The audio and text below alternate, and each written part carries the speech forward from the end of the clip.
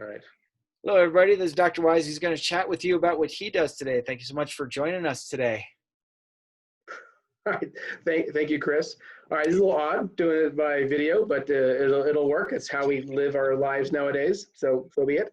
Hi.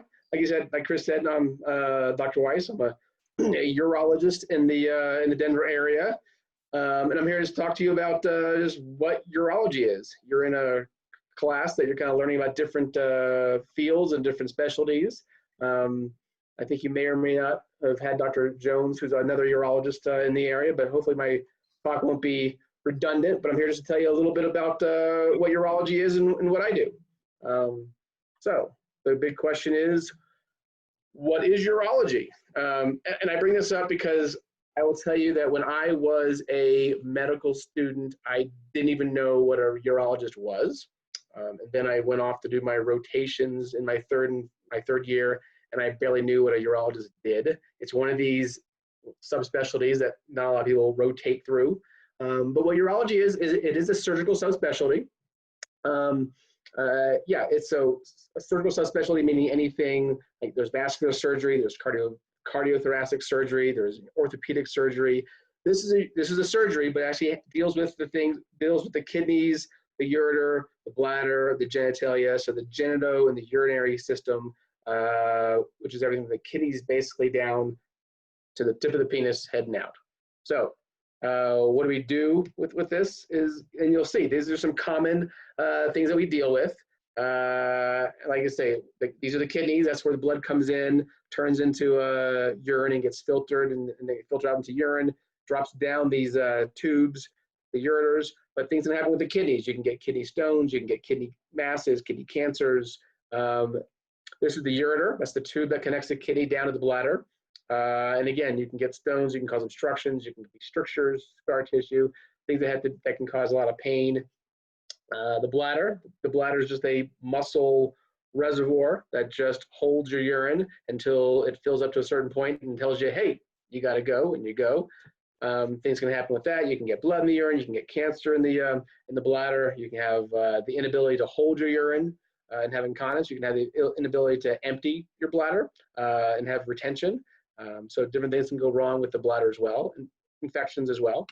And the guys, there's a prostate that sits below the bladder and around the urethra that can get enlarged and cause difficulty with urination.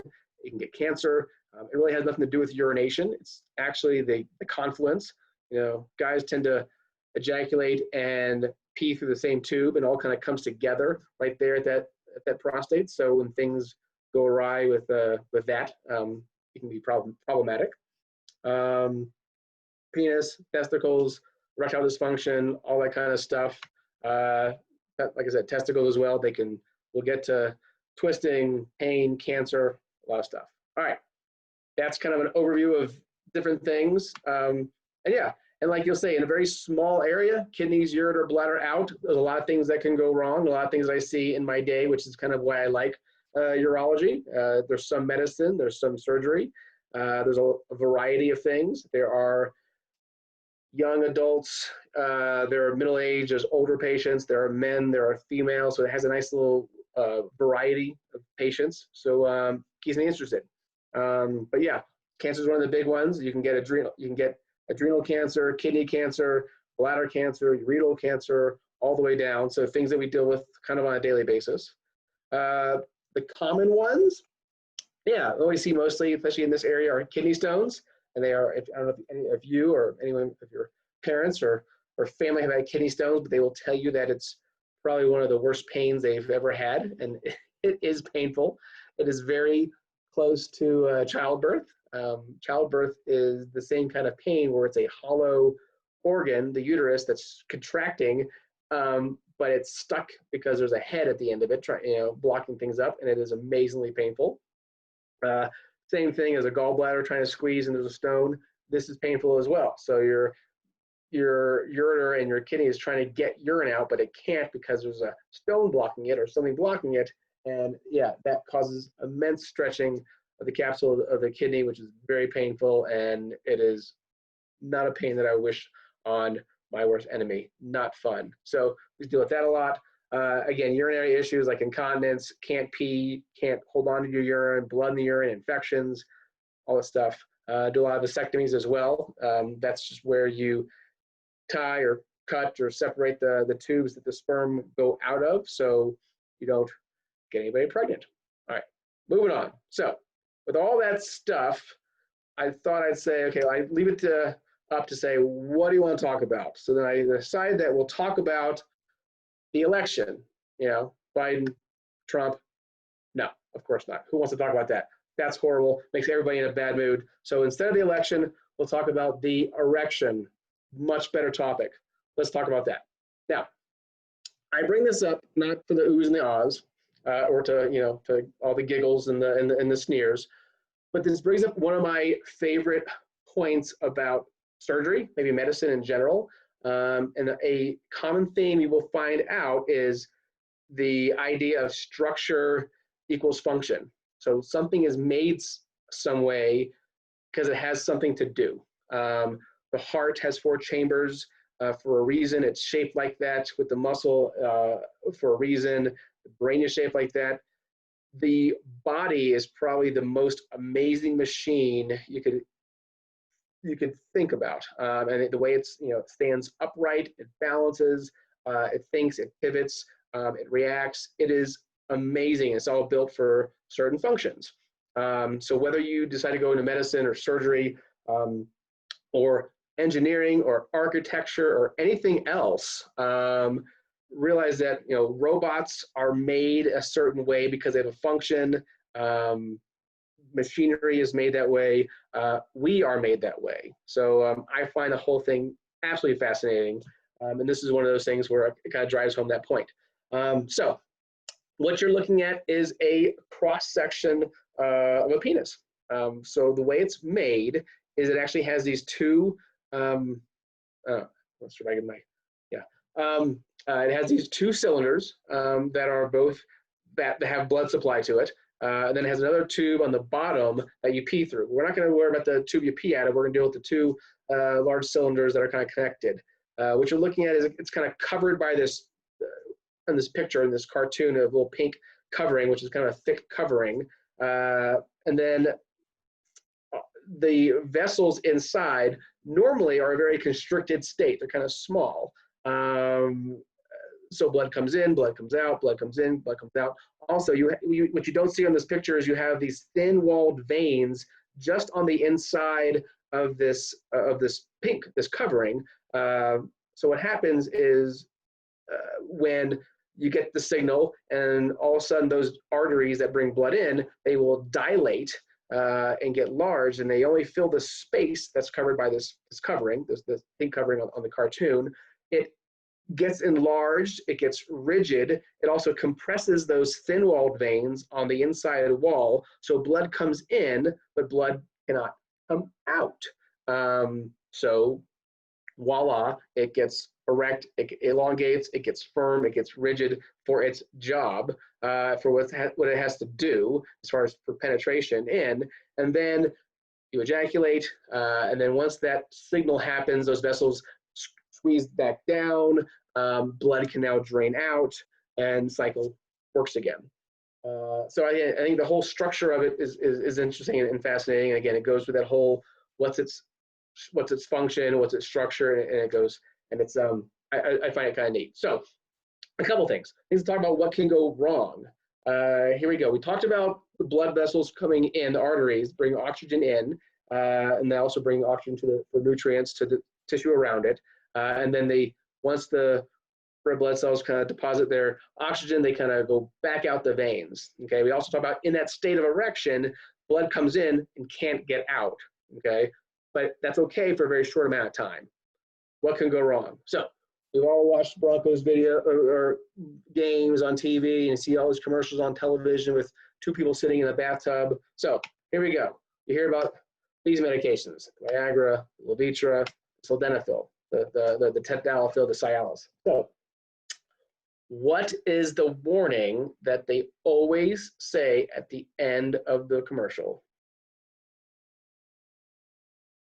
Right.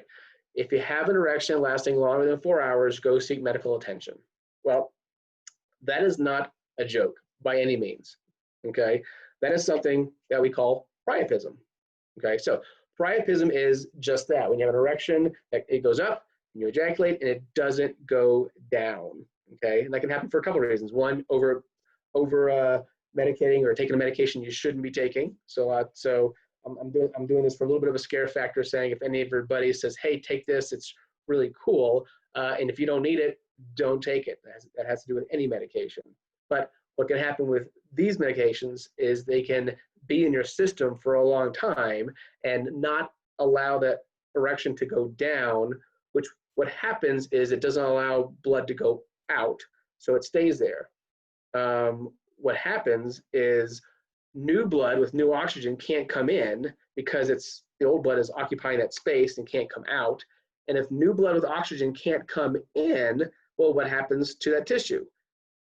It starts to die. And I don't think anybody in this audience of the male persuasion wants a dead penis. So this is an emergency. This is something serious, something that should not be a snickering joke or made fun of, because you might have an erection lasting longer than 4 hours, but it most likely will be your last erection if you leave it that way. It has to be fixed. So with that said, how do you fix it? Well, just what you would expect, actually. So what you have to do is you have to stick a large needle into that tube that I showed you. You have to aspirate or pull back old blood.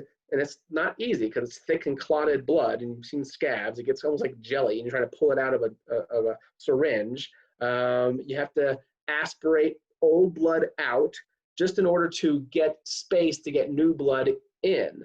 If you can't go through the shaft of the penis or the side of the penis, you got to go through the head of the penis. I can hear the cringes out there, okay? And everyone kind of going, but that's how serious this is, okay? If you don't get the old blood out, you can't get new oxygenated blood in, and tissue will die. So it's serious. So please, I implore you, do not take medication if you don't need to take it. It's not fun. This is not a recreation drug. This is something that has serious consequences. And if it is happening to you, it's something that you need to, no matter how embarrassed you are or whatever dumb mistake you did, you need to seek medical attention, because it is a very serious problem that needs to be dealt with. So there you go. There's my talk on erections, function, structure, taking medications that you don't need to be taking, and how things work. All right, moving on from that topic. Here we go. Insert comical cartoon for the slideshow. All right, moving on. If you cringed at that topic, don't worry, we got more. Here we go. So, something that is called testicular torsion. What is that? All right. So, torsion means twist. Okay. So, think about a twist. The testicles are actually, when they hang down in the sac in the scrotum, they come down and they're actually held up by a spermatic cord, a little cord that holds them up. Has blood supply that kind of goes around this tube, holds up the testicles. They kind of hang down on a stalk. Okay, that stalk can twist. Okay, yeah, and if it twists, you get this kind of again, there's blood supply that goes with it. But if that cord or that stalk should twist, it'll cut off the blood. And like we said last time, if new blood can't get in, which brings oxygen, tissue around it starts to die. Testicles will die. So, symptoms. First of all, nothing that it's usually not traumatic. It's not anything that you did or ate or said. It's just they can twist. There are some people who are more prone to it, given their just the way they're made anatomically. But for the most part, it just happens. Okay, so here you go. What are the symptoms of it? Well, the first one is pain.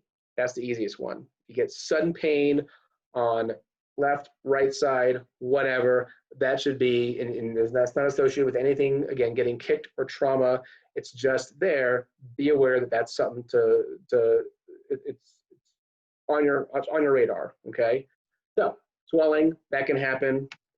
Pain, there you go. Elevation of the testicle as a twist, it can kind of rotate up a little bit. You can also get pain. And there's one more, pain. So if you have sudden testicular pain, do not be embarrassed. Do not say, oh, it hurts, but I don't want to tell my mom because it's kind of weird that I'm 16 and now I have testicle pain. Do not be embarrassed. Do not collect $200. You go straight to, do not go to jail. I forgot the whole phrase. I apologize. I totally screwed that one up. But you are going to seek attention because this is something serious that needs to be dealt with right away. Okay, so here's my question for you. It's a very difficult question. I'm sure you will get the answer right. Should you go to the emergency room? All right. Why am I showing you this picture of a squirrel? Very simple. Remember this squirrel, okay? Save your nuts. There's a time window. Once that testicle twists, you have about maybe 4 hours, maybe a little more, but really about 4 hours of acute ischemia, which means like acute lack of blood flow before the testicle starts to die. And you can untwist it all you want, but dead is dead, and you can't bring it back, and you have to remove the testicle. This is a urological emergency. It has to be dealt with right away. Okay, there's a time frame where once it has a certain amount of blood, once the ischemia has gone for a certain time, you cannot reverse time, and the tissue is not going to rebound. You have to remove it. Now, just for your information, guys, you have 2 kidneys, and that's for a good reason, because you can donate a kidney to somebody, or you can lose a kidney in an accident, and you can live the rest of your life just fine with 1 kidney. You are born with 1 kidney. You can actually lose a lung and have 1 lung and be just fine. You have 2 testicles, and that's for a reason. You can lose a testicle and you will be just fine. The other testicle will compensate and make just as much testosterone, just as much sperm to procreate and have kids. So losing a testicle is not the end of the world. It's not that you're going to have to. So just be aware that if it does happen, if it happens to a friend of yours, if you heard about somebody who had testicular cancer and had a testicle removed, or someone who was born with 1 testicle, because they can twist while you're in the uterus. So again, different. So you'll find a lot of things. Hopefully, you'll open your mind and eyes to realize that a lot of stuff happens in medicine that is not anyone's choice. So again, having 1 testicle is not the end of the world, and it happens more often than you think. Okay, so like I said, this is an emergency. What you're seeing is not my picture, but you make an incision. You go to the operating room, you make an incision down the middle. You deliver the twisted testicle and you untwist it. First thing you do. Okay, you soak it in warm soaks and warm packs and warm water. You let it see if it will kind of revive and perk up.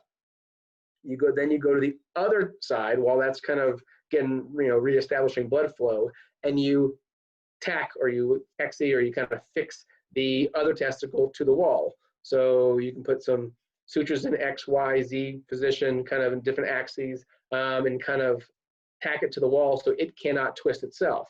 The reason why you do that, because if you lose the other testicle that's dead, you're sure you want to keep this testicle from twisting ever, because it's the only one you have now. So you tack it in place, you fix it in place so it cannot twist. If the other testicle is now perked up, you check it with an ultrasound, there's good blood supply to it, you hear it thumping, then yes, you tuck it back into its pouch and you also fix it to the scrotal wall so it does not twist again. So with that, so that's how you fix that. Again, emergency, pain, go to the OR, go to the ER, get ultrasound, see if there's blood supply. If not, go directly to the operating room. Do not pass go. You got it right. And hope to save it. A lot of times we do, a lot of times we don't. And if you don't, like I said, no worries. It's disheartening, but again, the patient lives a full and happy and wonderful life. Okay, so that is cringeworthy topic in urology number 2. Okay, so let's go on to something else. Something that we see all the time, something that maybe that you might be affected with, something that maybe a relative may be affected with. Kidney stones, very common in this area. This is Colorado. It is a arid, dry, high desert. You get dehydrated very easily. You got to drink a lot of water. We tell all our friends and family who come visit us, you know, when you can actually visit somebody and not be quarantined and shut up in your house, that you have to drink a lot of water. So that is the main cause of kidney stones. You always have minerals, you always have elements in your urine. Again, it's a waste system. It's a filtration system. It's a waste. It's how we get rid of stuff. So you always have excess things that are or solute that are in the urine. The more concentrated your urine is, meaning the less water, then the easier for those little elements to stick together, find friends, form a stone, get bigger, add more stuff to it. Okay, so the more hydrated you are, the more water you drink, the more urine you make, the clearer your urine is, the less likely it is for one of those little friends to find another friend, stick together, and form a stone. Yeah, so again, as far as people say, well, how much water should I drink? It's a hard question. You know, is it 6 8-ounce glasses? Is it 8 6-ounce glasses? Is it 4 12-ounce glasses? And the bottom line is, what I tell patients is your urine should be clear. Everyone has different activity levels. Everyone is different, but for the most part, when you urinate, your urine should be pale yellow at darkest. Okay, if it is a dark yellow, if it is really pungent, really has a strong smell to it, probably a little too concentrated. And for people who are stone formers, you may want to drink, again, increase your water, so you pee out at least 2 liters a day, which seems like a lot, but you want to keep hydrated. Everything's gonna be happy when you do that. So why are these so painful? Here's the deal. So kidneys, ureter, that tube that connects the kidney down to the bladder. Much like I said with the I forgot, as far as the childbirth, as far as a colicky kind of pain, that hollow organ trying to squeeze things out, but it can't because there's a blockage. That is immensely painful. So this very small kidney stone, so you see on this picture, this stone, I'm telling you, that's probably 4 millimeters long and 3 millimeters wide. Okay, we're talking about millimeters. Okay, but the tube that it goes down is very small. It's a tiny little tube. So millimeters of a stone can cause a blockage. Once you get a blockage, urine can't go past that spot, puts back pressure on the kidney. The kidney has a capsule around it that's very sensitive to stretching, and that will bring you to the emergency room very quickly and horrible pain. So what do we get to do about it? So we get to, usually don't make any incisions. Usually most of the stuff done nowadays is through a scope. So yes, you do it going under anesthesia, because we are putting cameras in probably where God did not want cameras to go. So we put a small camera in, the hole you pee out of. We can put a wire up that ureter, that tube, and we can put another small camera up that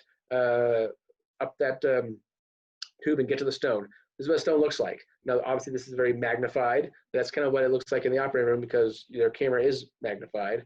But yeah, it has, you see this almost kind of hollow tube, this tube, and this yellow-looking kind of stone stuck there. So you get to the stone, you take your little laser. So off to the far left at the 9 o'clock position, you see a wire that we put in, which is a safety wire. That's so we always have access above and below the stone. Then we have another little port we can feed a wire, a fiber through, a laser fiber through. We can break up the stone. You see a little red dot, that's the aiming beam. And you can just kind of chip away at this stone, so it only is in little pieces. And then once you get it down to a small enough size that you can safely, you don't want to just, it got stuck for a reason, you don't want to just pull on it, because then you can rip things, and that's kind of why we don't want to do that. So we break it up into little pieces, and then we can get it to a size that we can then put a basket around it that will deploy, and then clamp down on it, and it'll ensnare it, and we can pull it out. You can see a little fragment off to the this kind of 5 o'clock position that was kind of chipped away. Again, you have little only things left. Usually after you pull a stone fragment out is just small little debris, and they should pass easily. All right, so let's see. What else? All right, we talked about priapism, torsion, kidney stones. One other thing that's kind of cool in urology, something called robotic surgery. Okay, so this is not specific to urology, but it has a pretty, it has a nice little niche in urology, only because we deal with things down in the pelvis. And when we want to do things as least invasive as possible. So you might heard of laparoscopic surgery, where instead of making a big incision, you just poke little holes, and then you can maneuver the instruments outside the body. That works great. However, as a surgeon, you want to keep your vision normal. So usually you have the camera in the middle of your right and left hand. Well, if you think about it, if you're working midline down in the pelvis, you have to, if you're at the body, you have to hold one side, then reach across the body to the other side with the camera in the middle and work, and you got to twist, and that is very uncomfortable and not ergonomically correct, where you can sit at a stool, or you can have nice position and not tweak your back or your neck. So what's nice about this, so what is robotic surgery? It's not autopilot. It is not an auto driving car where you just set it and it can do it without you. Nothing like that at all, okay? The robot is actually what you see right in the middle of the picture, where it has these arms, 4 or 5 arms that can be attached to instruments that will then be inserted into the body, like a simple laparoscopic stuff. However, instead of maneuvering those instruments on those instruments themselves, the surgeon will actually sit at this console. So you see the guy to the left, he's actually sitting down, and he actually will look through a screen, which is looking through where the camera is, and with his fingers, he can manipulate things. If he goes like this with his fingers, the inside instruments will go like that, and if he goes like this with his fingers, well, the inside instruments will do this, and he can tie, and he can dissect, and he can push things away, and he can do surgery deep in some tight spaces, with minimal incisions, so you heal up better, you return to work better. In order to do the laparoscopic surgery, you have to insufflate. You have to put air in the body so you can kind of push the things away so you can see just what you want to look at, and just by that, it can keep the blood, the oozing down, the bleeding down. So it has a lot of benefits in big open surgeries. Let me just kind of see if I can walk you through a little bit of this. So that's kind of the outside of it. That gets docked. So again, you see it has like 4 or 5 arms that you can put into the body that you can move around. Also using an assistant at the bedside. You saw the other picture, the person standing there with the mask on. That's an assistant. That's what it looks like. At the 12 o'clock position is the pelvis. Then you have that one in the middle, just above the belly button. Then you have these other ports that are kind of, again, spaced out. You see how the camera, which is the belly button port, is right in the middle, and then the surgeon can kind of keep his vision right in the middle because he operates the left and the right side. So let me see if I can do this. All right.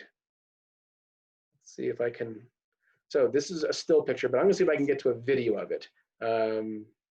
Let me see if, all right, so hang with me. Let me see if I can do it and I can walk you through it.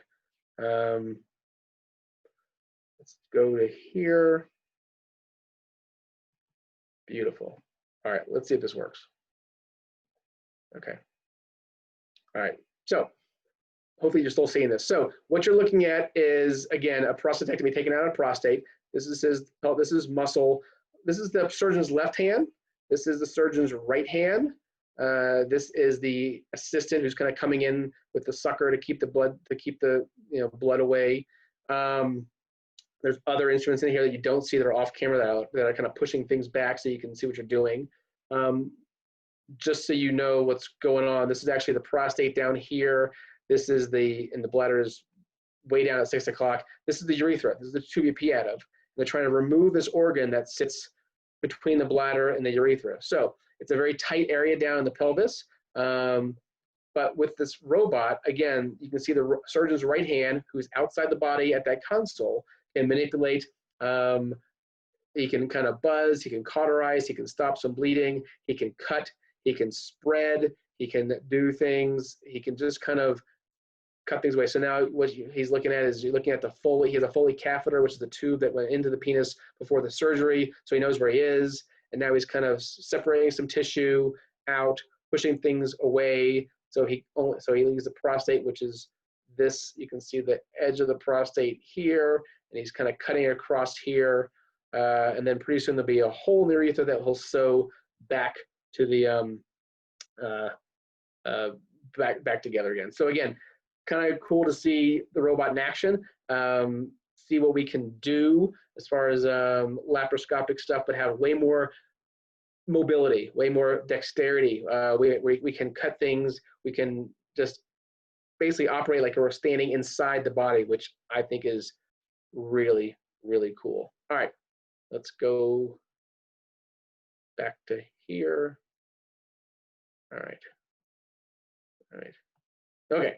I think that is it. My next slide probably just says thank you, right? Let's see. Yep, there you go. All right. So that hopefully walked you through some stuff. Like I say, I think you have another urologist in the panel that maybe he'll talk about other stuff, maybe more cool stuff than that. But again, that gives you a nice overview of what a urologist is, what we deal with, things we see on an everyday basis, how in a very small world you have a lot of different things, which is kind of interesting. Like I said, what I like about it was that combination of surgery, medicine, male, female, old, young, middle-aged, it's across the board, and it keeps me interested. So I'm really glad I get to do it. And I'm sure Chris will talk to you about if there's any questions, comments. He can give you my email and we can set things up. I'm not sure how that works out. Yeah, what I'll do is at the very end of the video, I'll have a place where kids can type up questions. I could email them to you, and then I can repost them once you sent those back. So that's pretty easy to do on our end. So I appreciate what you did. One question, I know that you're a DO and your wife is an MD. Can you just talk about, a couple minutes about the difference between just the two? Love to. I wish there was this big, huge difference, but there's not much anymore. So there's actually two medical disciplines, medical doctor, MD, and then a doctor of what's called osteopathy, which is the DO. That separation came a long time ago. And this was pre-antibiotics, really big surgery. And there was a guy, his name was A.T. Still, lived in Missouri, but he actually was a medical doctor by training. But this is also back in the time when they were using, bloodletting and leeches and just, it wasn't good medicine back then. His idea was that the body has an innate ability to heal itself. And our job as a physician was not to overwrite it with things, but to actually help its own healing properties, to augment its own healing properties. So by things that may look like chiropractic or manipulation or realignment or things flowing well, helping lymphatic drainage, doing other things that would just help the body cure itself. Now, and he had amazing success, and he had his own discipline. Now, the interesting thing is then antibiotics came along, and you could add things to the body that would override the system and would save your life. So you start getting into antibiotics and vaccines and other kind of stuff. And that chasm between the osteopathic medicine and allopathic medicine, which is what we call it, was a big separation. There was a huge upturn of MD, and DOs kind of fell, not to the wayside, but kind of kept their own discipline. But we realized that no one in the right mind could look at what was going on in medicine and say, and say, oh my God, we're going to keep doing what we're doing and not do what they're doing because again, back then what they were doing was amazing with all the medicines that was coming of age. So we kind of adopted that, and we learned in my school. And again, my wife is an MD, so we talked about, and we knew each other in medical school, and our schools were identical, except for we got an extra little bit of training on how to do manipulation and other kind of manual techniques to help the body heal itself.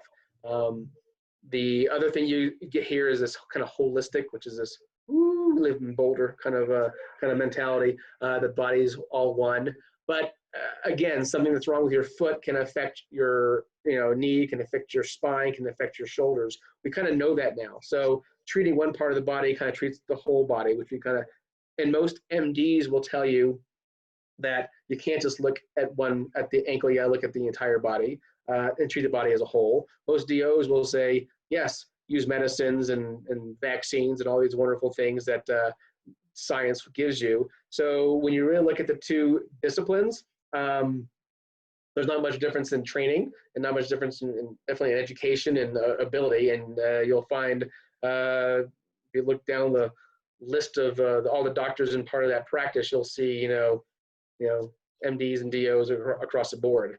Why is there two? Why don't we just kind of give up on the whole DO and become MD? That's a little bit of a different question, because a little bit harder to answer, because people are very proud of heritage and they don't want to give that up. And I'm probably one of them. I can tell you that I didn't have any big push one way or the other. I wanted to go to medical school and I wanted to be a doctor. I found out that my uncle was a DO. My doctor growing up, my family doctor, was a DO. So I kind of didn't know any difference. I had MD orthopedic surgeons I would go to, and MD ENTs, and I said DO other doctors. So I didn't know a difference. So I kind of applied to everything, and I got into school, and I thought I had an excellent education and excellent training, and it got me where I am, and I'm very happy with where I am. So not sure that totally answered your question, but gives you a background of you'll see two different letters after people's names, and at this point it's pretty much equal. Very good. Well, I appreciate your time. Thank you so much for doing this for our kids. I'm going to go ahead and hit stop recording, but that it won't end the Zoom meeting, so I'll just stop that.